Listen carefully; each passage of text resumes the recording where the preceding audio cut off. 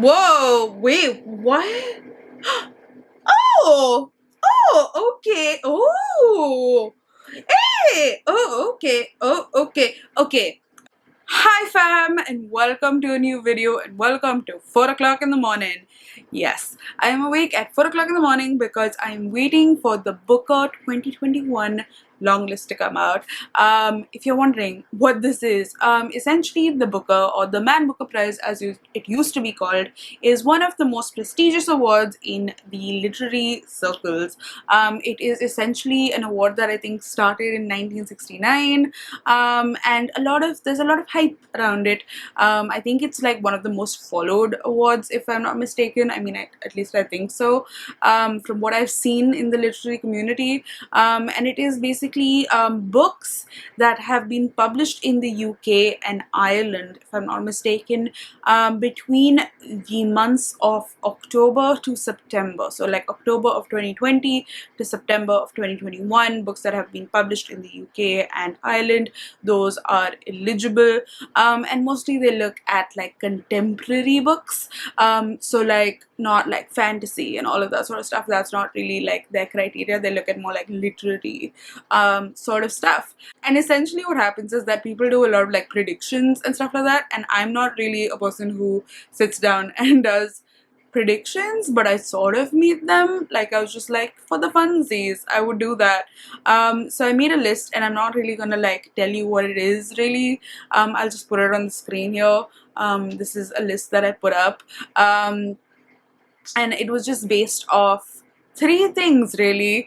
One was that I felt like last year's long list had a lot of like debut people, so I felt like this year would have more like well-renowned sort of individuals and authors. Two is that the Booker usually chooses books that are very topical, so books that talk about things that are happening in the world right now. So be it like race, or be it I don't know, sexism or feminism, or like anything that's been happening in the world recently. So that's a thing that like is a huge thing that the Booker kind of does in terms of its long list.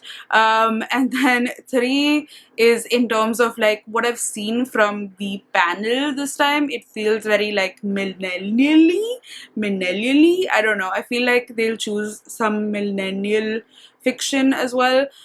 So honestly, it's difficult to choose a Booker long list because they announce the long list now, and a lot of the times the books like come out later, like after the long list is announced, because like it's still September and September's not here yet. At least that's a lot of what happened in the last few years. So yeah, so it's difficult to kind of figure that out, but let's see now. I am gonna wait till it turns 4:31, and then I will react to the long list with you, because that's what this video is about. I'm so sleepy. Hi, it is now 4:30 in the morning, and I am gonna blindly just sit and keep refreshing the website till it says announcement is ready for you to look at. You hear me doing the... Oh, okay, it says read more here. Okay, long list announced. Whoa, wait, what? Oh, okay, oh, hey, oh, okay, I'm gonna stop. Alright, I'm just gonna tell you like my quick reactions to all of these books, because honestly I have read none of them. So I will not be able to tell you what these books are about, but I'm just gonna quickly tell you which ones they are and my reactions to them. Just general thoughts, because like that's what you're here for. I don't know what you're here for, to be honest, but like cool. So the first one is A Passage North by Anoop Pragasam, or Anoop Praga, you know what, it's fine. This is the book, and essentially this one I already have. I thought that this was really interesting, and I asked the what's it called, publisher, for a copy, and they gave it to me. So Thank you, publishers. And yeah, this is basically from a Sri Lankan author. It's about the time in Sri Lanka when the civil war and the civil unrest was sort of happening. And I've heard really, really good things about it. So good job. I am so happy. I don't know why we didn't put, like, I knew that this book was really good and was really like well received, but I didn't put it onto my predictions list. So that just shows how colonization has hit me, because all I thought about was the Western world. Mm. Alright, and second, we have Second Place by Rachel Cusk. Now, Rachel Cusk is an author who I've seen a lot on social media, especially like on BookTube and especially on Instagram, to be honest. And a lot of people have been saying some really, really good things about her, especially this trilogy that she has called, like, I think it's called the Outline Trilogy or something like that. And I've seen people talk about Second Place. I think it's something about like a painter's retreat or something like that, if I'm not mistaken. And I've heard really good things about her writing, as I've said, but I didn't see this on anyone's like long list predictions, so I didn't think that this would be like a contender, but clearly it is because it's here. So good job, that's exciting. The next one is The Promise by Damon Galgut. Now this is something that I have seen on people's long list predictions, and I think this one is something about a South African family, if I'm not mistaken, and again heard really good things about this one. The next one is The Sweetness of Water by Nathan Harris, and this one is this month's like Oprah's book club pick. So good for you, Oprah. You clearly knew something was gonna happen. And good job. And Nathan Harris is like really, really fucking young. And again, like, because it's Oprah's book club pick, it's all over the fucking internet. And I hope that it's a good book, but honestly, I have not looked into it as much because it's not available in India. So I was like, I don't want to read about it and then it'd be like a really good book and then just not be able to read it. You know what I mean? So it was the JOMO for me, but now I'm gonna JOMO no more.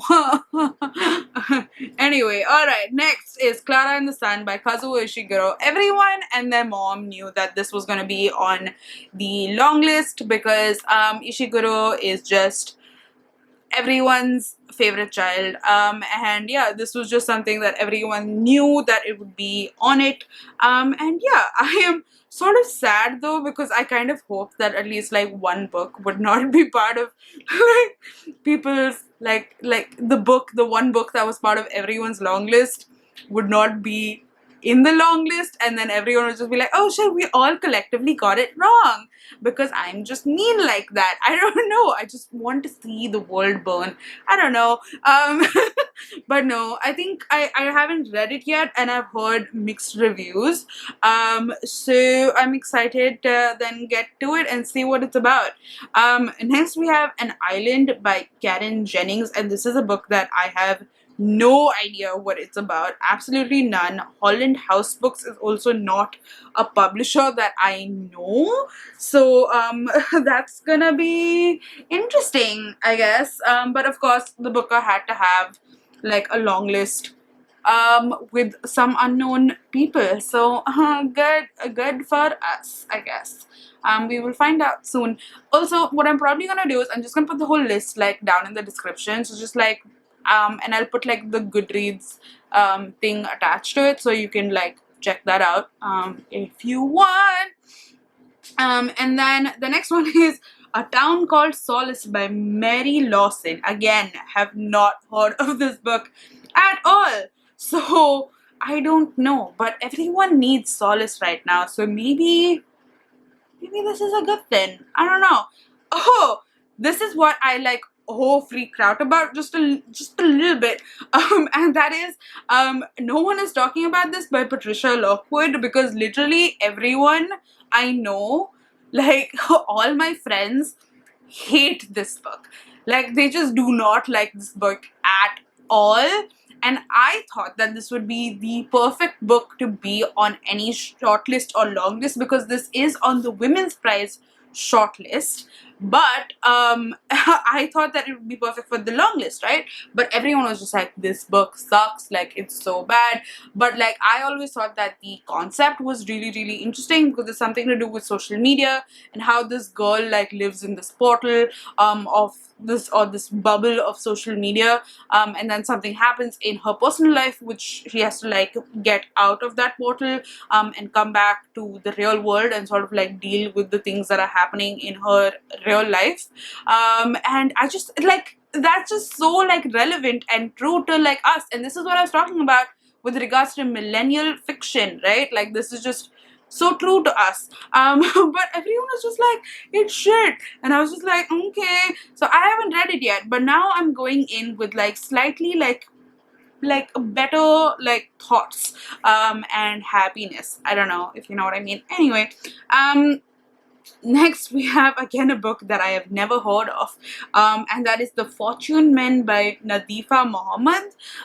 But I will Google it as you will as well, and we will find out soon enough. Alright, next we have Bewilderment by Richard Powers, and this was something I fucking called because Richard Powers is, I don't know, I just really like his writing. I've read only one book of his, which is The Overstory, and I loved it. It won the Pulitzer before, like that book won the Pulitzer, and I think that book was longlisted for the Booker, but this one is not out till like September if I'm not mistaken, and no one has ever read it, but it's basically about this man who has a son who is going through something in school if I'm not mistaken, and then it's also about like the world and where he sees himself in the world. I don't know, it's something about something, but he always does this thing and like pulls these really interesting stories off. I'm saying always, like I've read like all of his books. I've read one of his books and but I loved it. I gave it a 5 star, so I am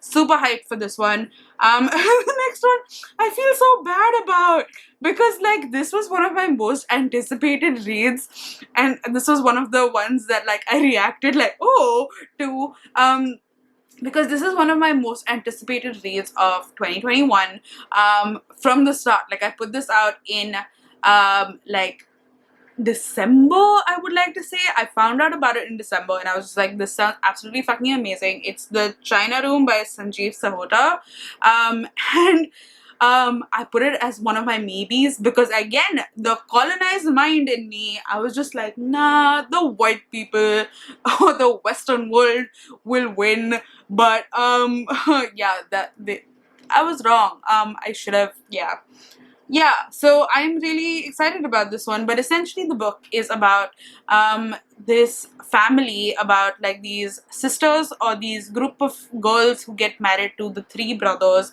and one of the sisters tries to find out who she's married to because they're kind of kept away, because like I don't know, that's how olden society, it's a historical fiction book, and then something that she does causes repercussions, and you see various timelines and all of that sort of stuff. But I've heard extremely good things about this one, and I'm gonna buy it immediately. All right, I don't care.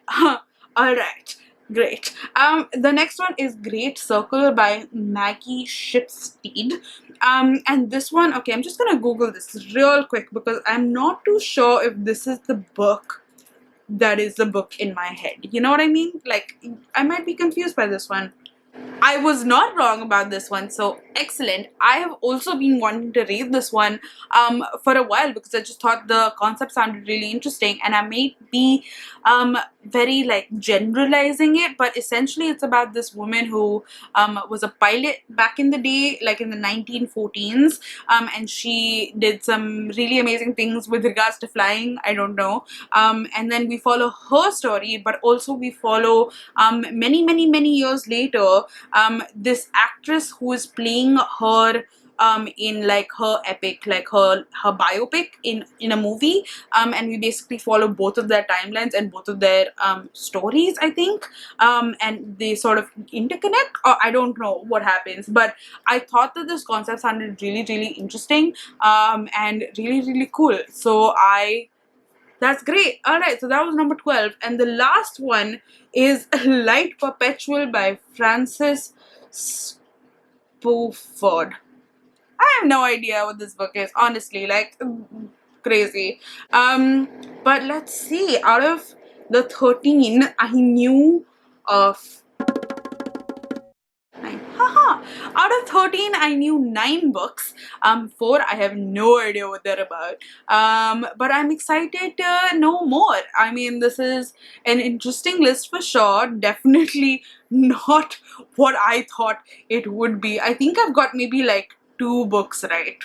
Yeah, and one was on my like maybes list. So, well, it's fine. Clearly, I should not do any of these prediction lists in the future, but I am excited to read these books. I'm excited that there is an Indian in this book. I'm excited that there is a Sri Lankan in this book. I'm excited just in general.